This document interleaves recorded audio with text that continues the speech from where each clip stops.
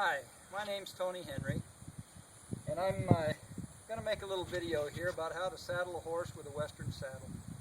Sometimes people, I've seen videos and things on the internet that show things that I don't do and I think may be uncomfortable and maybe even unsafe for the horse. So I thought I'd do a little video. This is for beginners. You know, there are other things that other people do, but I thought it might help you. Anyway, first thing I'm going to do is I've already brushed this horse. Now, this is Penny. She's a 7-year-old quarter horse, but I've already brushed her back, gotten all the hair laying flat. I've also brushed under the cinch area, got all the hair laying flat, made sure there's no burrs or pieces of mud or anything that might make her uncomfortable. The next thing I'm going to do is take a good saddle pad. Now the saddle pad I'm going to take and I'm going to look at it and make sure that I brush it all off. Make sure that there's nothing on it that's going to make her uncomfortable. Personally, I like about a 3/4 or a 1-inch mohair wool pad or a wool felt pad, as they're fairly firm and absorb sweat and they're comfortable for the horse.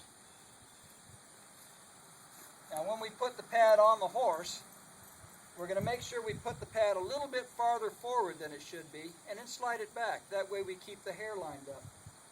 If I take it back here and find it's too far back and have to slide it forward, then we get all our hair messed up back here and it becomes uncomfortable for her. So I'm going to put it a little farther forward and I'm going to slide it back a little bit into place.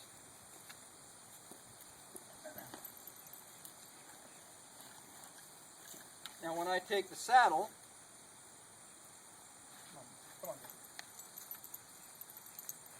I'm going to take the saddle and move everything out of the way. I'm going to move the cinch out of the way, I'm going to move the stirrup out of the way, move the saddle strings out of the way, and just lay them up over the back of the stirrup, or back of the saddle.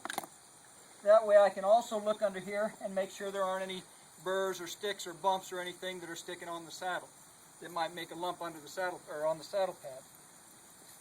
Now there are different ways that I've seen this done. Some people advocate taking the saddle like this and throwing the saddle up on the horse's back, swinging everything over and out of the way. I'll have to edit that a little bit. Personally, I prefer getting everything out of the way and then lifting the saddle into place. When I lift the saddle into place, I like to set it with this particular pad. I like to have about 1 inch or 1.5 inches sticking out the front, so that never at any time does this part end up digging into the horse. Now, move the saddle back and forth.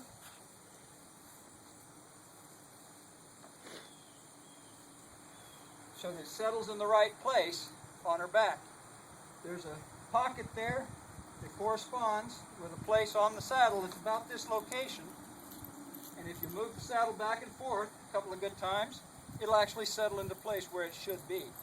Now again, you want to start with the saddle a little farther forward and let it settle back into place. Now I'll go to the other side and drop the cinch and make sure it's straight. And at this time, I'll check the cinch again to make sure there are no burrs or anything on the cinch.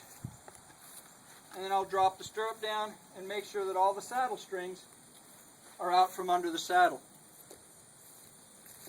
Now we'll go back to this side. Since she's been moving around again, I'm going to resettle this saddle a little bit.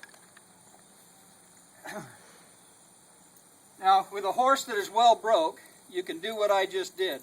With a horse that is well broke, you can reach under and grab the cinch and pull it up. If the horse is not well broke, or it's a horse you don't know, that's an easy way to get kicked with a cow kick with a back leg. Another way you can do this is take the latigo and reach under here and capture it. This latigo is too short, but you can reach under there and capture it with the latigo and bring it up into your hand like that.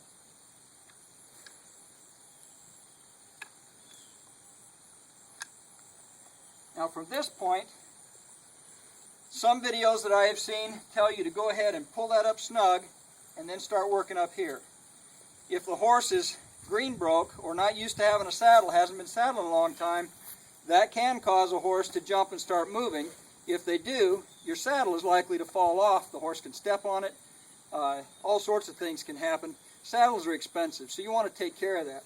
What I prefer to do is go ahead and put through 2 loops like this before I try to snug the saddle. When I do, when I get to this point, if the horse breaks loose now, it can do just about whatever it wants, and that saddle is probably going to stay in place. Now from this point, I'll leave that just about like that. It's snug, but it's not tight, because a lot of horses will bloat, as she does. So I'll leave her like that, and I'll mess with her, and I'll put on her halter, or put on her bridle, or put on her hackamore, whichever you're going to use. Mess with her a little bit, maybe check her hooves, go around her, and eventually she'll relax and start breathing. Now before I get ready to mount, when I go back over to the horse to mount, I'll take up another notch like that. And this I happen to have a hole there, so I'm going to use that rather than use the Texas T. And I'm going to take the remainder and stick it up through there. Now, one of the mistakes that I see often is people not realizing how much strength this doubling the latigo here gives you, how much power. It's like a block and tackle. So many times I see people jerking and pulling and pulling and jerking because they feel like they're too weak, and they end up cinching the horse too tight. You should be able to easily put your hand under there and pull. She's bloated right now. Anyway, you should be able to easily put your hand under there and pull the cinch away, maybe an inch away, but it shouldn't be so tight that you have a hard time getting your hand under her cinch. It should be fairly loose. At this point, you're ready to mount. Thank you.